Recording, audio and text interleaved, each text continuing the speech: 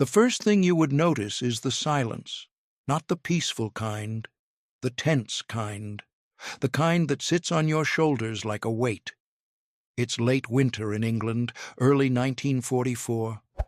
Cold mist hangs low over muddy fields, wrapping rows of tents and half-hidden vehicles in a gray haze. Somewhere behind a line of trees, engines cough to life, then shut down again, like somebody just wanted to make sure the sound carried. If you want more content like this, subscribe now and comment below. Men in heavy coats move carefully through the dark, checking straps, stamping boots, pulling collars up against the wind. And if you were standing there with them, you'd feel it too. The sense that something huge is about to happen. Not tomorrow, not next week. Soon.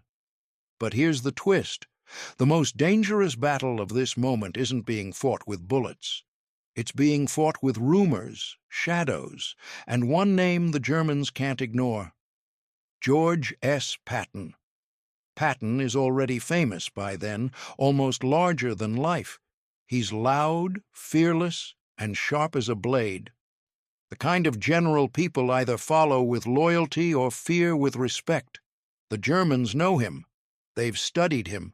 They've felt what his armored units can do when they're unleashed.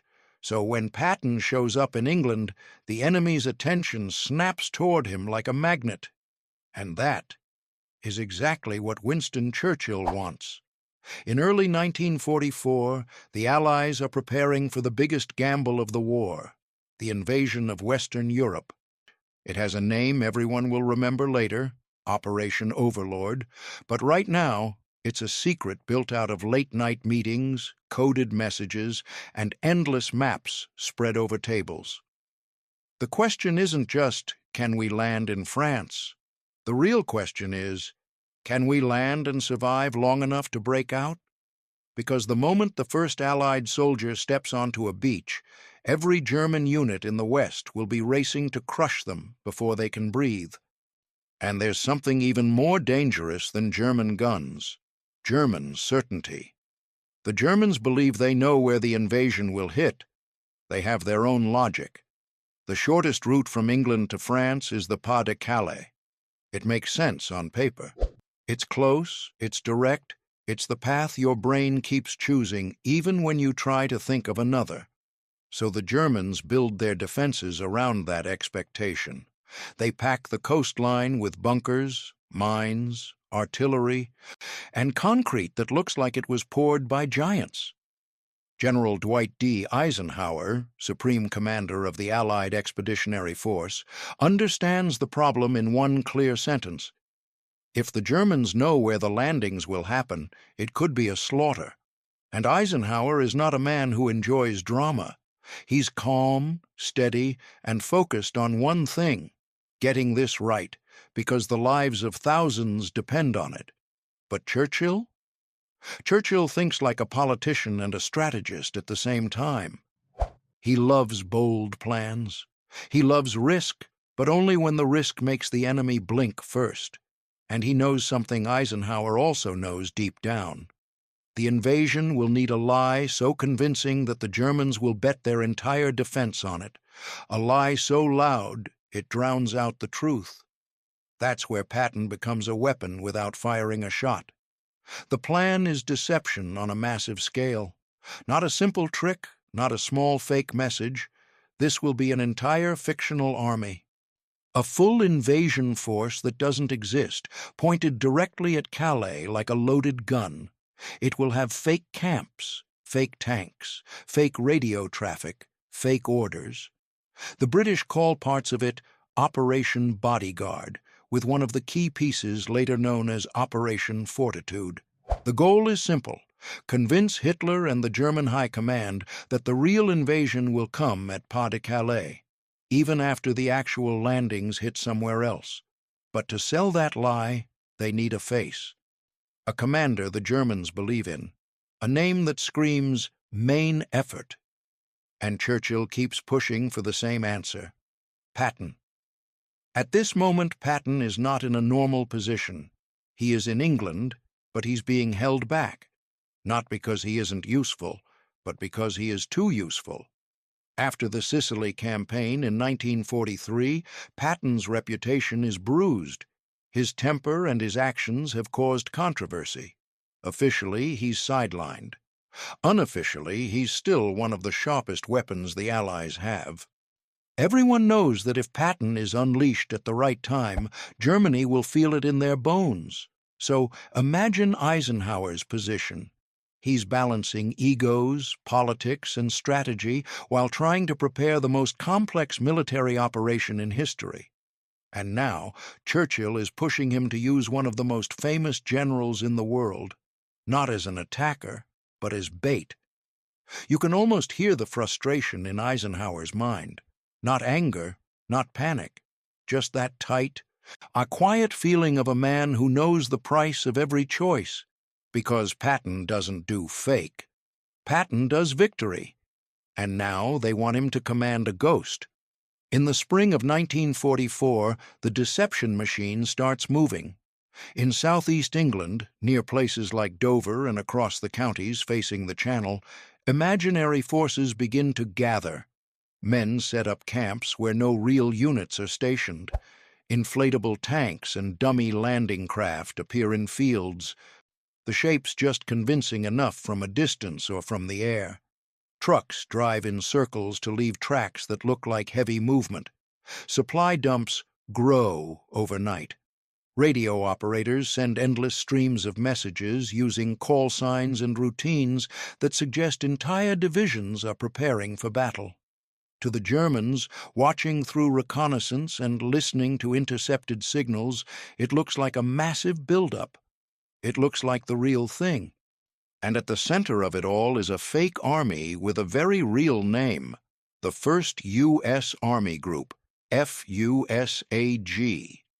It sounds powerful. It sounds like the spearhead of invasion. And to make it believable, it needs a commander who makes German analysts sit up straight in their chairs. They get Patton. Patton arrives in England with the weight of his own legend trailing behind him. He inspects units. He travels. He's seen in public. His presence becomes a message, not just to Allied troops, but to German intelligence. Patton is here, and he's preparing. German commanders don't need to love Patton to respect him. They know his pattern: fast armored thrusts, aggressive pressure, the constant push forward. If Patton is being given a major command in England, they assume one thing: the main invasion must be where Patton is aimed. For the deception to work, Patton has to be visible enough to be spotted, but not so visible that the Allies look desperate to show him off. It has to feel natural. That is the art of it. The lie can't act like a lie. As the weeks move closer to June, weather becomes its own enemy. Rain and cloud cover hide the Channel. Storms hammer the coastline. The invasion requires a narrow set of conditions: tide, moonlight, calm seas, enough visibility for aircraft and naval guns. Every delay feels like a ticking bomb. German defenses continue to strengthen. Every day lost is another day the enemy prepares. By late May 1944, Eisenhower has thousands of ships and landing craft ready. He has airborne divisions rehearsing their jumps. He has infantry learning the brutal math of beach assaults. He has commanders like General Bernard Montgomery shaping the ground plan. And above all of it, he has a date in mind, a window that will not stay open forever. Then, the night of June 5th, 1944 arrives, and the tension becomes physical. You can almost feel it in the air. In ports and staging areas, men load gear in silence. Some write letters, some stare at nothing, some joke too loudly because fear is louder when you don't cover it. Aircraft crews run final checks. Naval officers watch the sea state like it's a living creature that might suddenly turn against them. Eisenhower makes the call. The invasion goes. In the early hours of June 6, 1944, Allied paratroopers drop into Normandy. The sky fills with engines. Tracers flash upward, men land scattered across hedgerows, fields, and flooded low ground. In the gray dawn, the beaches come alive with explosions, machine gun fire, and the roar of naval shells. Utah, Omaha, Gold, Juneau, Sword, names that will become history, but right now are simply places where people are trying to stay alive long enough to move forward. And the Germans react, but not the way you'd expect. Yes, they fight hard. The beach defenses are deadly.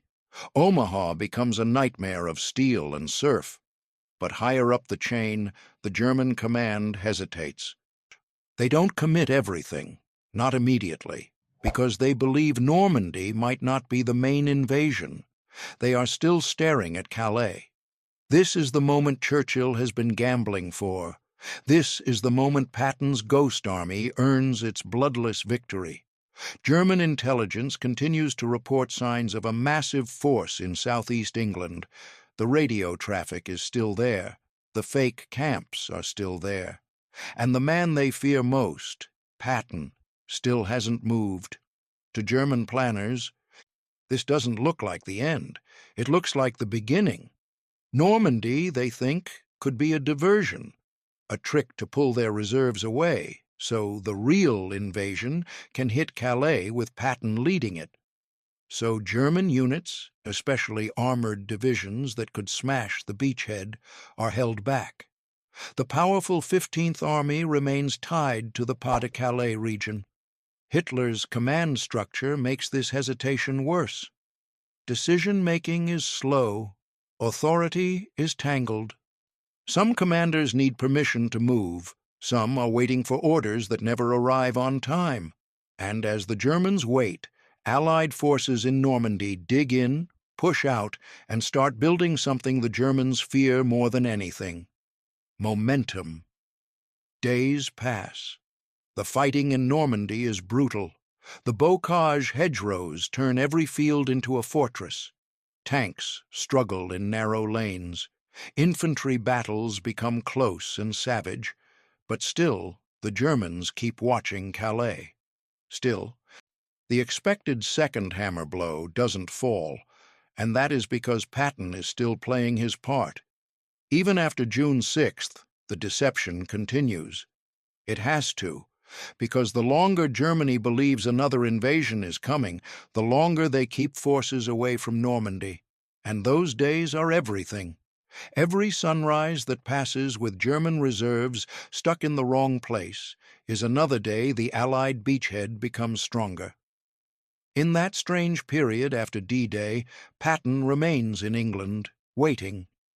The most aggressive American general is being forced to do the opposite of what he lives for: hold still. It's like keeping a storm in a bottle.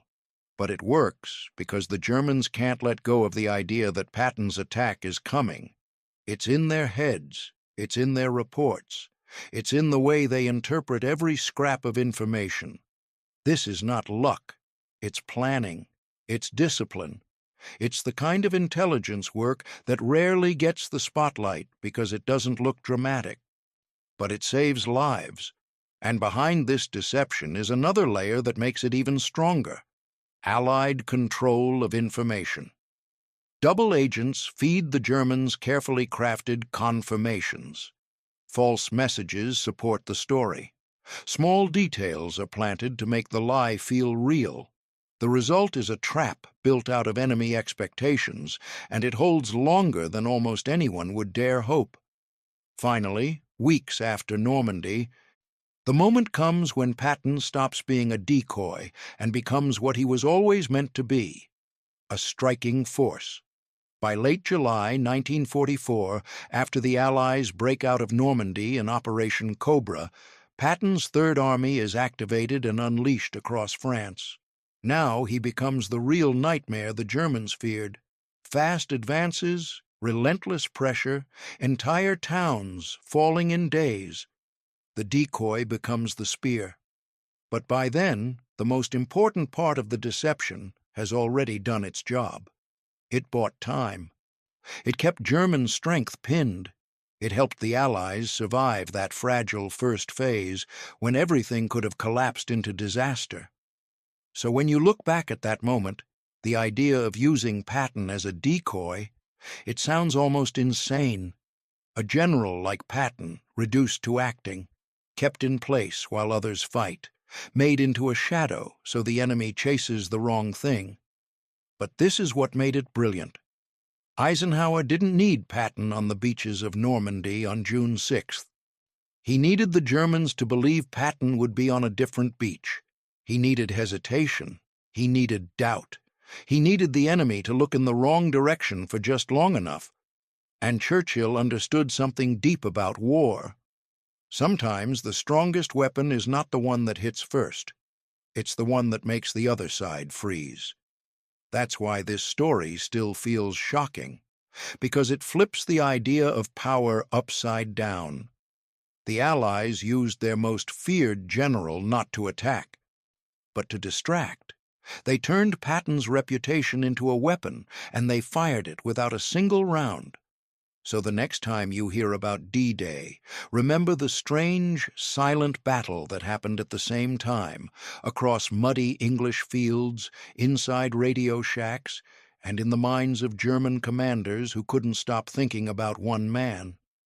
Patton wasn't on the beaches that morning, but his shadow was, and that shadow helped change the course of the war. Because in June 1944, in places most people never see in the history books, an entire army that didn't exist helped a real army survive.